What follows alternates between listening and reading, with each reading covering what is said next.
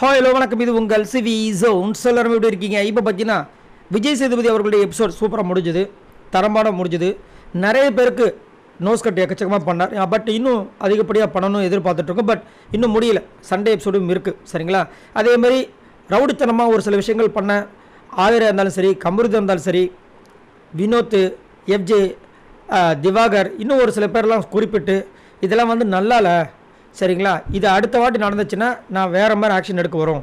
உங்கள் அசட்டு தைரியத்தெல்லாம் இங்கே காமிக்காதீங்க.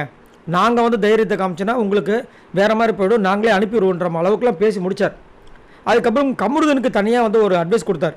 என்னென்னா, விஜய் பார்வதி கிட்ட பேசுகிற மக்கள் ஏன் உங்ககிட்ட வரமாட்டாங்கன்றதை கொஞ்சம் யோசிங்க.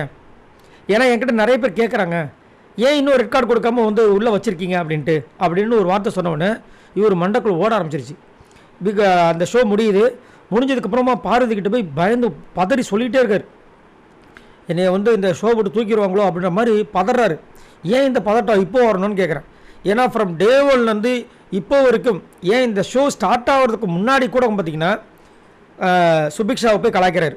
சுபிக்ஷா கிட்ட என்ன திரும்ப பேசினார், நான் ஜட்டியை காய போடுறதும் கழட்டுறதும் ஏதோ ஒன்று சொல்கிறார். ஜட்டி போடுற கேப்பில் என்னை குத்திட்டேன்றார். இது ஒரு பொண்ணுக்கிட்ட பேசுகிற பேச்சா இது? அதுக்கப்புறம் அவரை பொம்பளை பொறுக்கி எச்ச பொறுக்கின்னு பேசுகிறது, கையை ஓங்குறது, இதெல்லாம் சும்மா சாம்பிள்.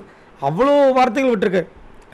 இவ்வளோ விஷயங்கள் பண்ணும்போதெல்லாம் கொஞ்சம் கூட தோணலை நம்மளை வீட்டை விட்டு வெளியே அனுப்பிடுவாங்களோ. அப்போல்லாம் என்ன சொன்னான்னா, நான் பண்ணுறது பிடிக்கணும்னா மக்கள் ஓட்டு போட மாட்டாங்க, நான் வெளியே போய்க்கிறேன்னாரு.